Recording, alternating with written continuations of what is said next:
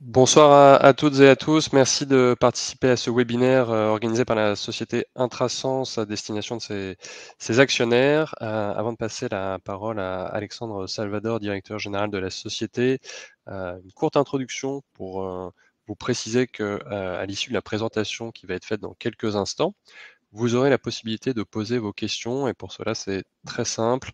Vous les saisissez dans le module de chat en bas de votre écran.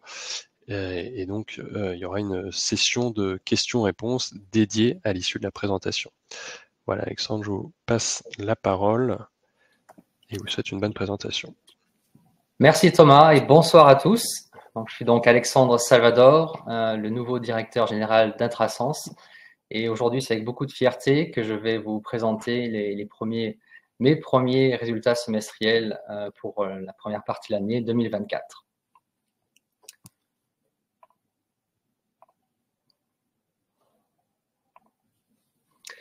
Donc aujourd'hui, je vous présenterai en 3 parties. D'abord, les résultats financiers, mais également les faits marquants de cette première partie de l'année en termes de produits, en termes de nomination.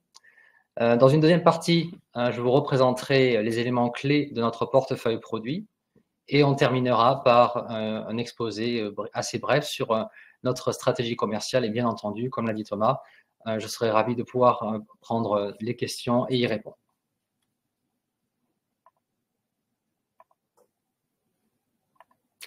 Donc, pour commencer sur les faits marquants de 2024, du changement au niveau de la direction, au niveau commercial et au niveau de direction générale.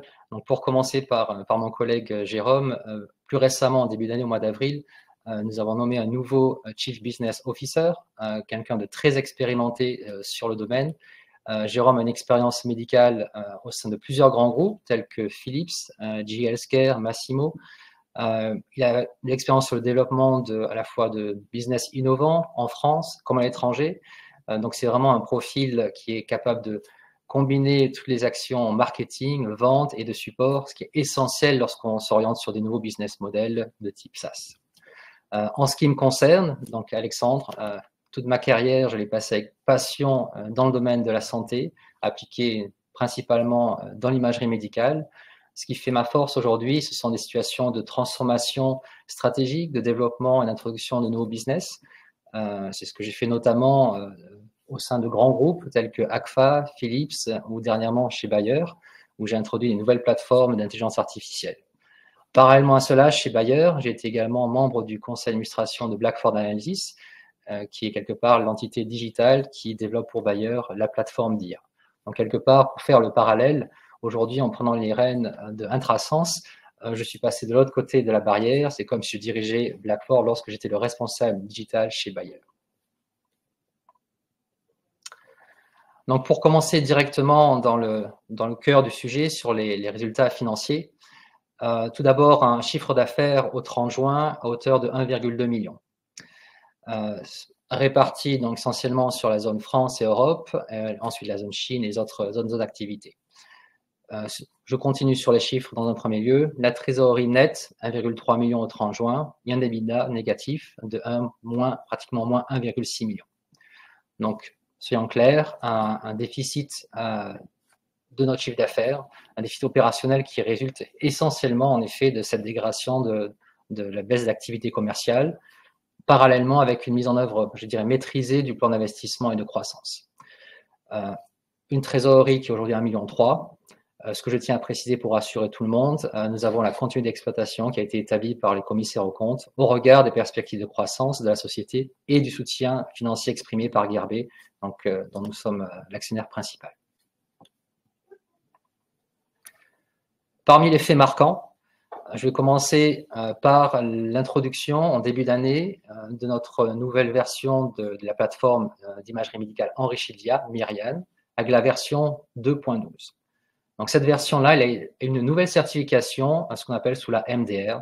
Donc, ça, c'est quand même un énorme pas d'un point de vue réglementaire. La MDR, c'est la nouvelle certification ça a nécessité près de 18 mois de travail. Et aujourd'hui, c'est un réel levier pour aller accélérer le développement et la mise sur le marché de nouvelles versions. Cette nouvelle version de Myriam, elle intègre l'IA de la prostate qui est hérité du savoir-faire et des modèles mathématiques des équipes de Guerbet. Donc, il s'agit en même temps du premier transfert de technologie des équipes de recherche de Guerbet et qui sont commercialisées par les équipes Intrasens dans la plateforme Myriam.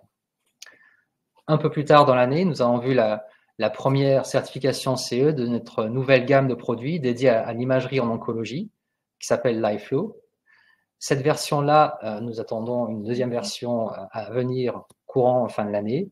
Et ce qui est très intéressant pour nous, c'est que, même plus que nous sommes très très fiers d'annoncer, officiellement aujourd'hui même, que LiveFlow a été lauréat du prix innovation des JFR, donc les Journées françaises de radiologie 2024, qui ont lieu la semaine prochaine. Nous avons gagné ce prix dans la catégorie informatique de santé et d'intelligence artificielle. Donc c'est vraiment une reconnaissance majeure pour nos équipes, pour la collaboration entre tous les acteurs, avec Guerbet, avec toute l'équipe Intrasens, et surtout une forte reconnaissance par la Société française de radiologie comme une innovation majeure en informatique et en IA. Et je reviendrai pour présenter plus de détails. Un autre élément que nous avons également annoncé la semaine dernière, dans cette nouvelle plateforme LiveFlow sera introduite la deuxième IA issue de la recherche avec Guerbet, donc l'IA du OncoLiver, donc pour le foie. Donc elle sera intégrée aussi nativement dans LiveFlow. Donc si je résume, depuis le début de l'année, Myriam 12.1, 2.12, pardon, l'intégration de la première IA prostate de Guerbet, l'intégration de la deuxième IA liver de Guerbet, une nouvelle version, toute nouvelle gamme produit LiveFlow qui en plus gagne le prix innovation pour au JFR. Au-delà des produits, commercialement parlant, on commence à développer nos actions communes avec Guerbet. Donc, il s'agit d'un côté de la copromotion sur les congrès européens, par exemple ROCO en Allemagne, l'ECR à Vienne, donc le congrès européen, le SIRM en Italie, le CERAM en Espagne. Donc, des premières actions de co-marketing, nous étions présents conjointement sur ces congrès-là. Également, vous l'avez pu le lire précédemment dans un communiqué de presse, plus spécifiquement, nous allons adresser conjointement des marchés avec en phase pilote le marché italien. Donc là aussi, une première étape qui est en train de se développer. Parmi les événements majeurs, donc avec on va dire, ces évolutions de direction dont je fais partie, elles accompagnent en fait une volonté d'accélérer notre repositionnement sur des solutions à forte valeur ajoutée médicale, intégrant de l'IA en radiologie. Donc, qu'est-ce que cela veut dire un peu plus précisément? Ça veut dire que nous allons nous focaliser sur les cas d'usage les plus impactants qui favorisent à la fois la productivité, l'expérience utilisateur et la valeur clinique pour le patient. Donc, il s'agit là de fournir des solutions à la fois d'imagerie médicale avec les meilleurs algos d'IA intégrés, donc des algos très pointus, mais également ces algorithmes-là parfaitement, totalement intégrés dans le flux de travail des radiologues ou dans la filière oncologie. Donc, vous pouvez imaginer une offre de valeur en forme de T, donc à la fois très pointue, mais également une intégration transversale sur des cas d'usage les plus impactants. Donc, en perspective, lorsqu'on se focalise sur ces cas d'usage, notamment si je reviens en arrière pour vous donner un premier exemple, c'est l'exemple parfait de LiveFlow. LiveFlow, dans cette première mouture, se focalise, par exemple, je reviendrai, sur les examens de suivi en oncologie, un examen pour lequel les patients vont avoir des scanners TAP, thorax, abdomen, pelvis, qui est l'examen de référence dans le suivi en oncologie. Ce sont des examens qui aujourd'hui sont de plus en plus demandés, notamment avec des thérapies, des immunothérapies qui sont de plus en plus efficaces et pour lesquelles il faut avoir un suivi. Ces examens-là, malheureusement, sont très complexes, et très fastidieux, très longs à réaliser, jusqu'à 15 à 20 minutes par examen. Et ce qui fait qu'aujourd'hui, les radiologues ont besoin d'outils qui leur permettent d'accélérer au maximum la lecture de ces examens-là et leur apportent quelque part aussi un gage de qualité supplémentaire dans la mesure où ces outils-là, tels qu'on les propose avec LiveFlow, leur permettent d'une part d'avoir des examens qui sont guidés dans l'interprétation, les IA qui prédétectent des anomalies, des lésions. Ensuite, le radiologue est totalement en contrôle de l'outil puisqu'il va pouvoir interagir avec ces outils d'IA et chemin faisant, finalisant l'examen, automatiquement sont calculées des mesures objectives, par exemple un tableau qui va aller mesurer des lésions qui vont en taille augmenter ou réduire, et ce tableau-là, ce qu'on appelle une mesure RECIST, est un élément objectif essentiel pour déterminer si le cancer progresse ou au contraire, si le traitement a l'air de fonctionner. Donc c'est un exemple de ce qu'on appelle un cas d'usage très impactant, dans lequel il faut absolument pouvoir intégrer une IA à la fois performante, mais intégrer également dans tout le flux de travail, dans tout l'écosystème de l'informatique médicale. Donc en perspective, pour enrichir nos solutions intrasens, et comme on l'a vu, nous avons déjà fait un transfert de 2 IA de Guerbet sur la prostate et sur le foie, sur les lésions focales, oui, du foie. Dans le pipeline, nous avons également d'autres algorithmes qui seront à venir. Guerbet a déjà publié sur les IA qui pourront aider à détecter des lésions au niveau du pancréas ou des lésions osseuses qui sont également très difficiles à détecter en routine clinique. Donc, aujourd'hui, nous avons toute confiance dans notre capacité à intégrer, à commercialiser ces solutions-là et toute confiance en la qualité des équipes Guerbet pour aller enrichir nos solutions avec des IA très performantes d'un point de vue clinique. Donc, pour revenir un petit peu sur nos lignes produits, comment allons-nous délivrer sur le marché toutes ces avancées d'IA en termes d'impact clinique et d'impact sur le flux de travail? Donc, on a 2 gammes de produits principales. Myriad, qui est plutôt la plateforme d'aide au diagnostic, qui est très transversale, très générique, mais qui incorpore jusqu'à 18 modules cliniques. Et LiveFlow, comme je l'expliquais, qui est plutôt orienté dans cette première mouture sur les suivis des patients en oncologie, sur un cas d'usage très spécifique et qui intègre aussi cette IA sur ce cas d'usage très précis. Donc Myriad, c'est la solution de visualisation avancée enrichie d'IA en radiologie. Donc c'est l'outil qui est utilisé par les radiologues pour aller interpréter les images, par exemple de scanners, d'IRM. Et donc elle propose un large spectre fonctionnel. J'y reviendrai avec toutes ces applications cliniques. Et c'est aujourd'hui utilisé pour lire des images qui pourraient venir de scanners de toute marque, de GE, de Siemens, de Philips ou autres. Donc, on a également notre force d'avoir cette indépendance, cette neutralité par rapport aux solutions d'imagerie des constructeurs d'IRM, de scanners ou de grosses modalités. En termes de release, on a cette volonté d'avoir des versions, au moins 2 versions majeures par an, pour être toujours au fait des innovations dans l'imagerie qui sont une continuité. Donc, ça c'est absolument important pour nous d'avoir cette cadence de release pour toujours fournir cette innovation à nos clients. Donc là, je ne vais pas rentrer dans le détail aujourd'hui, mais vous avez une vue des applications cliniques qui sont dédiées dans toutes les aires thérapeutiques et toutes les applications cliniques qui sont entrées.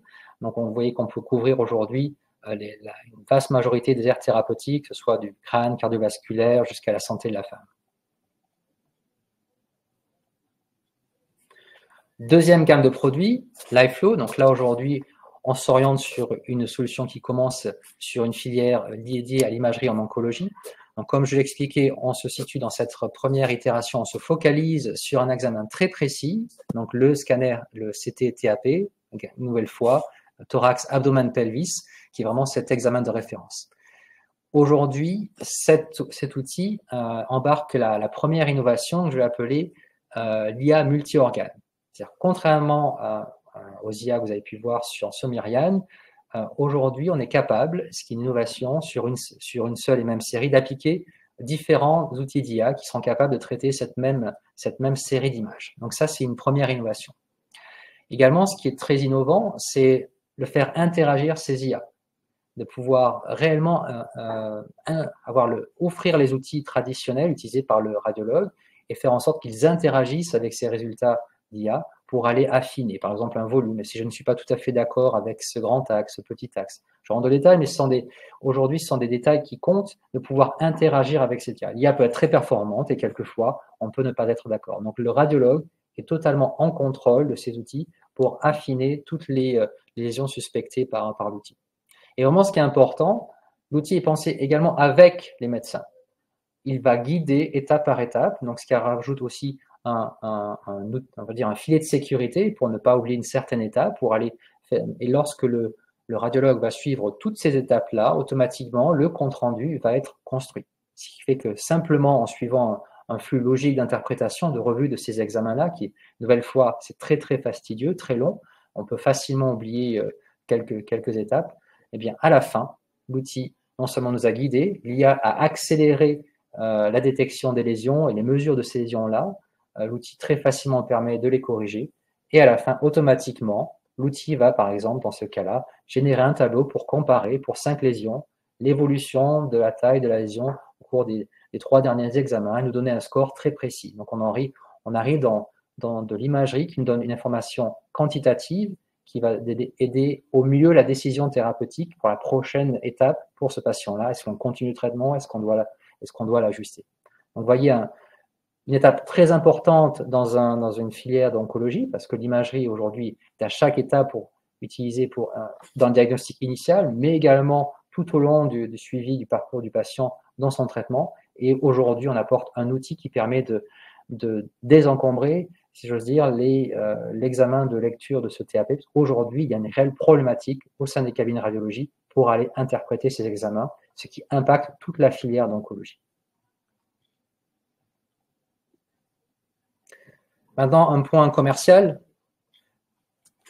Pour aller forcément avec une sortie massive de nouveaux produits, tant sur l'imagerie avancée avec Myriad, avec les IA, qu'elles soient gearbées ou celles développées par Intrasense ou incorporées avec des vendeurs tiers, ou avec notre innovation LiveFlow, nous avons décidé en retravaillant, en restructurant nos équipes commerciales, nous avons décidé premièrement d'aller renforcer nos approches de vente directe, que ce soit en France ou en Chine. Et surtout pour le marché français où on lance LiveFlow en priorité. Comme vous l'aurez compris, on ne parle pas simplement d'affichage d'images, on parle vraiment d'applications cliniques très avancées. Et aujourd'hui, pour aller vendre et positionner au mieux ces solutions-là, avoir une force directe qui permet d'aller très calé à la fois sur l'application clinique et toutes les modalités de déploiement via le cloud, etc. Nous avons estimé que recruter cette force de vente en direct nous permettait de mieux positionner ces produits et renforcer notre présence sur le marché français de toutes ces innovations-là. Également, en partenariat avec Garmin, nous allons étendre cette approche directe avec, dans un premier temps, un focus court terme sur l'Europe de l'Ouest. Vous l'avez vu en 2024, plus particulièrement sur l'Italie, qui est une première phase de test, mais déjà une présence que l'on teste avec une co-présence sur des congrès, tels que vous l'avez vu par exemple en Allemagne. Au niveau international, également, on s'appuie essentiellement sur un réseau de partenaires, fournisseurs d'équipements, soit de modalités d'imagerie, soit de systèmes d'imagerie, tels qu'on appelle comme les PACS. Un autre élément que j'ajouterai sur notre positionnement commercial également, vous aurez peut-être noté que Jérôme nous rejoint en qualité de CBO, Chief Business Officer. Donc, il y a la volonté de regrouper sous un même département les fonctions marketing, vente et suivi client, support client. C'est-à-dire qu'aujourd'hui, ce changement, cette transformation est nécessaire dans la mesure où on va passer également, insister sur beaucoup plus un modèle économique sur des modèles SaaS, sur des modèles récurrents, où chaque interaction avec le client, qu'elle soit au niveau d'un congrès, en force de vente ou en support, chaque interaction est l'opportunité d'aller détecter une problématique ou une option ou une volonté d'aller proposer un nouveau produit. Donc, cette vue 360 sur le client doit nécessairement passer aussi par cette réorganisation et avoir non seulement des équipes sous le même chapeau, si j'ose dire, de Jérôme, donc avoir une continuité entre passage d'un lead marketing jusqu'à la vente, jusqu'au support, donc également réorganiser nos équipes pour qu'on puisse au quotidien être encore plus proactif dans le suivi de nos clients. Et c'est ce qui fera pour moi vraiment ce suivi client le premier des succès parmi les 2 clés du succès à venir, ce suivi et cet accompagnement client. Pour moi, il sera absolument important de renforcer notre proposition sur cet axe pour avoir cette amélioration continue de cette expérience utilisateur, tant sur la partie produit, tant sur le suivi au quotidien, dans la mesure où on va accompagner également nos clients sur des modèles de type SaaS. D'un point de vue produit, j'ai commencé à en parler et je vais insister lourdement sur le sujet. L'intégration de cette IA de manière native, une IA qui soit performante, mais également de manière transparente et fiable, ça sera le second pilier. Aujourd'hui, il y a beaucoup d'IA, on va dire 400 en Europe ou 400 aux États-Unis, près de 800 entre les deux continents. Aujourd'hui, il n'y a absolument, en contrepartie, l'adoption de l'IA est quand même assez faible en routine clinique. Différents freins à cela. Pour moi, un des premiers freins, c'est justement l'intégration de cette IA sur des cas d'usage qui soient les plus pertinents et une IA qui soit surtout utilisée. Pour qu'elle soit utilisée, elle doit parfaitement s'intégrer. Et aujourd'hui, c'est souvent le problème de ces IA qui sont pas parfaitement intégrées. Il faut avouer. Donc, une IA à la fois performante, qui s'intègre sur des cas d'usage les plus pertinents, et également développer absolument le suivi, l'accompagnement client, qui est déjà une force reconnue d'Intrasens et que je veux encore plus développer. Thomas, je pense qu'on est à peu près dans les temps. Maintenant, je serais ravi d'ouvrir le floor, comme on dit, le dance floor, pour les questions. Merci beaucoup Alexandre. Donc, en effet, n'hésitez pas à nous poser vos questions vers le module de chat dédié. On a déjà reçu quelques questions et par avance, je m'excuse si je n'arrive pas à traiter toutes les questions. Peut-être une première question pour commencer. Un participant qui demande si vous prévoyez la sortie de nouvelles applications en IA au cours des prochains mois.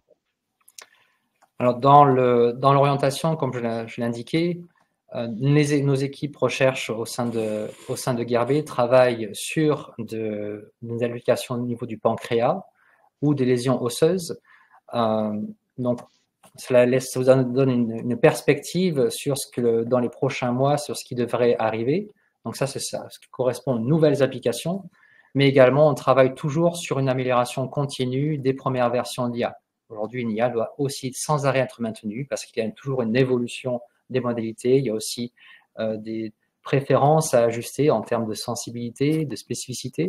Donc aujourd'hui, il va y avoir un travail sur les deux axes. Donc bien entendu, on va continuer à développer sur ces axes-là. Et oui, il y aura un portefeuille qui va se développer, notamment en direction de ces deux organes, donc les lésions osseuses et le pancréas.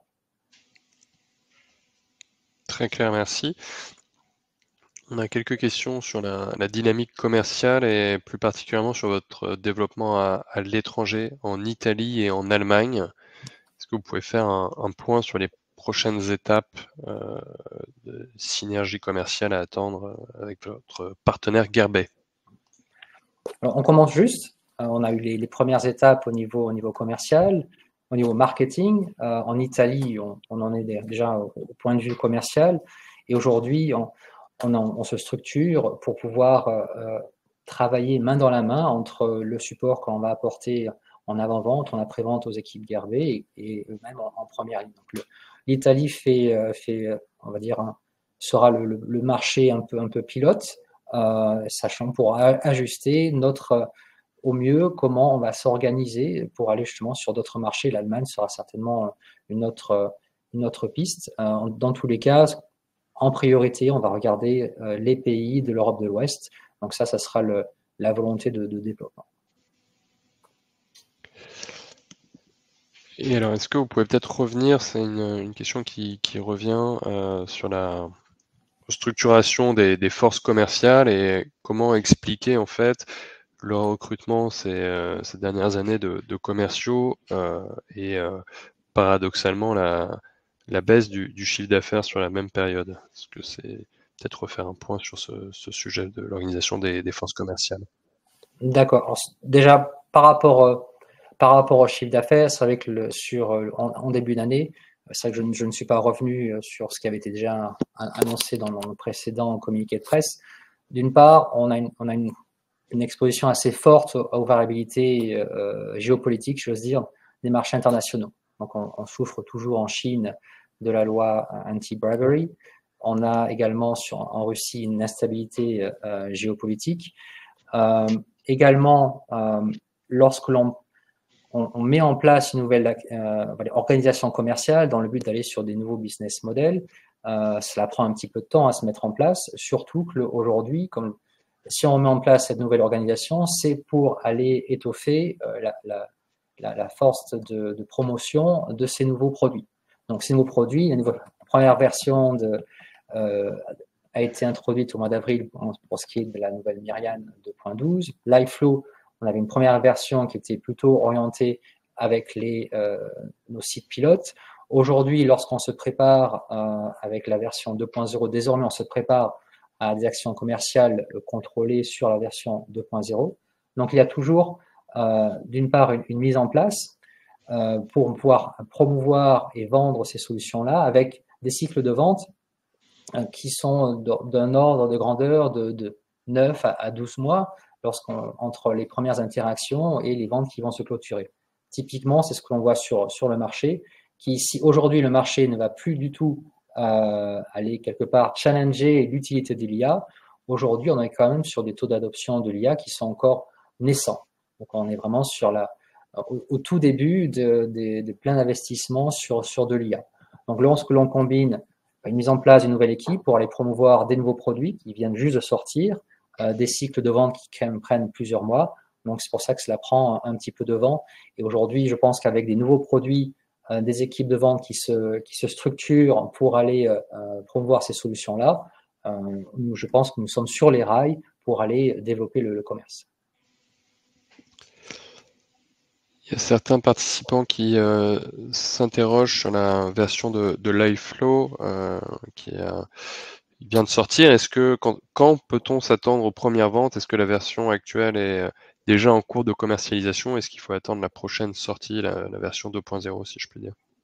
Alors, si j'ose dire, de manière générale, un produit, un logiciel évolue toujours. La version 1.0 était beaucoup plus focalisée sur l'utilisation pour le développement avec nos sites partenaires du développement. En effet, à partir de la deuxième version 2.0, désormais, on va vraiment se mettre en action sur des actions commerciales beaucoup plus focalisées, on va plutôt à dire des ventes focalisées, contrôlées sur des segments précis. Est-ce que vous allez participer au salon RSNA cette année? Oui, alors tout à fait. Sur le RSNA, nous serons présents, et même bien présents. Nous serons présents sur le stand Gerbet avec 4 stations directement sur le centre, vraiment au centre du booth. Excusez-moi, je fais du franglais. Donc 4 stations, c'est un investissement aussi majeur, on a une preuve de l'intérêt au niveau international des solutions digitales Intrasens et des synergies avec Gerbet. Donc on sera présent également. Signe de notre volonté d'aller nous ouvrir sur l'international.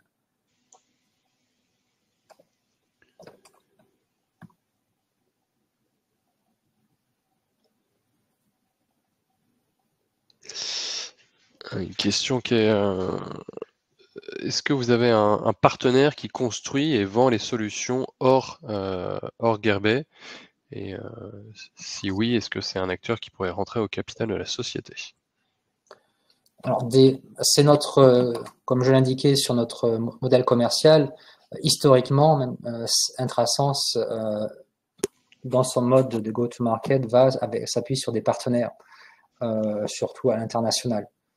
Aujourd'hui, est-ce que l'un d'eux serait intéressé pour discuter plus en avant un partenariat ou rentrer au capital? Alors d'une part, j'en suis à ma 4e semaine dans la société, donc je n'ai pas encore eu l'occasion de tous les rencontrer et je me focalise sur le marché français la semaine prochaine.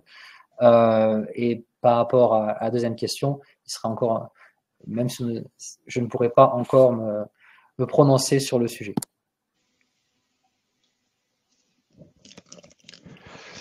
Est-ce que les fabricants de scanners ou d'IRM, comme Siemens ou GE, sont selon vous intéressés par ces solutions ou est-ce qu'ils ont leur propre solution en matière d'IA?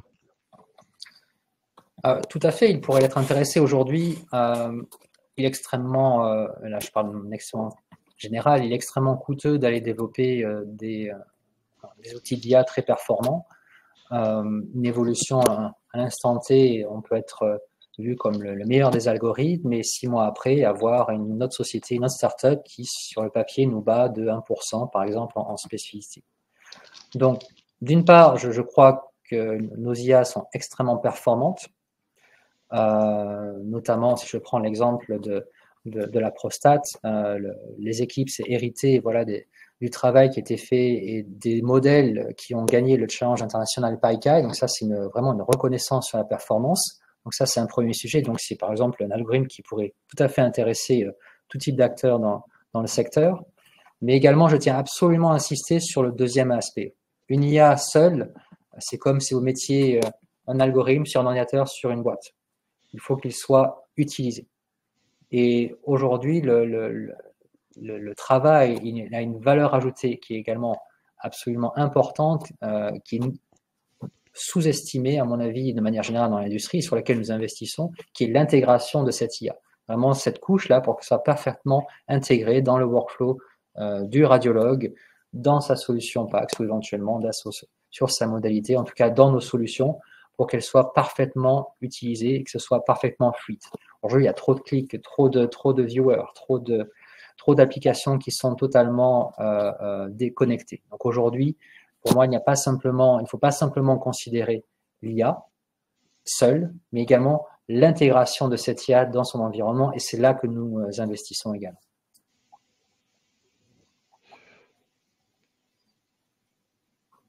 C'est très clair, merci beaucoup Alexandre. Est-ce que vous donnez des perspectives de chiffre d'affaires pour l'année 2024 et 2025?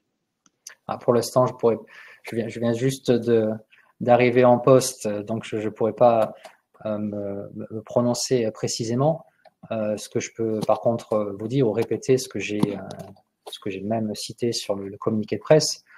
Aujourd'hui, avec tous les lancements produits, une réorganisation commerciale. Aujourd'hui, je pense qu'on a tous les éléments clés pour être sur la voie du succès.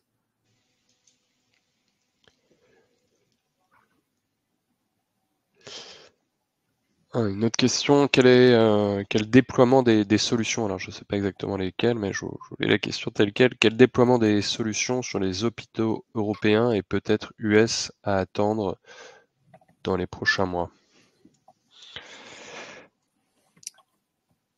Je pense que c'est les dernières solutions, mais... Aujourd'hui, au niveau européen, donc on a ces nouvelles solutions-là qui seront mises à disposition aussi de nos partenaires. Sur les pays précisément, là, je n'ai pas tous les éléments en tête. La question des États-Unis est là une question auquel aujourd'hui on avait une présence historique. Aujourd'hui, les chiffres d'affaires le montrent un peu en présent, mais bien entendu, les États-Unis, c'est une question auquel je vais regarder très attentivement. Participant qui demande si vous pouvez faire un point sur le partenariat au Brésil. Sur le Brésil, il y a un accord confidentiel dont je ne peux pas parler dans les détails, mais aujourd'hui, les accords sont toujours en cours. Est-ce que le système est applicable pour tout ce qui est gynéco, les malformations? Alors, gynécologie, malformation, je ne pense pas qu'il y ait une IA qui soit précisément sur les questions cliniques d'ordre gynécologique. Ceci étant dit, chaque jour, de nouvelles IA peuvent sortir, et s'il y a un intérêt, une possibilité d'intégrer, on sera tout à fait attentif à ces besoins-là. Peut-être une dernière question. Encore une fois, désolé s'il y a certaines questions que je n'ai pas pu voir dans le flot des questions. Est-ce que vous prévoyez de réduire la masse salariale? Aujourd'hui, je suis là pour aller développer la première des priorités, c'est développer le chiffre d'affaires. Donc, c'est mon intention aujourd'hui de regarder attentivement nos forces en présence, comment développer le chiffre d'affaires. Et moi, je suis dans une optique de développement de la société et pas de vouloir aller réduire la masse salariale. Maintenant, j'en suis à question un peu difficile. Je vais être honnête avec vous. Au bout de 4 semaines, je suis dans une phase de prise de connaissance de l'ensemble beaucoup plus précisément de l'activité. Donc, je ne vais certainement pas me prononcer précisément sur le sujet.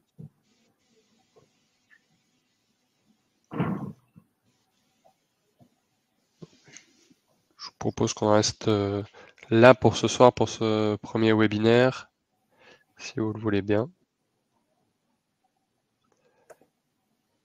Est-ce que vous avez un mot de conclusion, Alexandre, ou...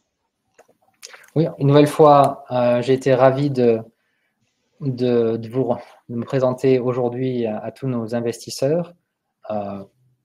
Certaines questions, je pense, vous auriez préféré que je puisse y répondre peut-être dans un niveau de détail encore plus avancé.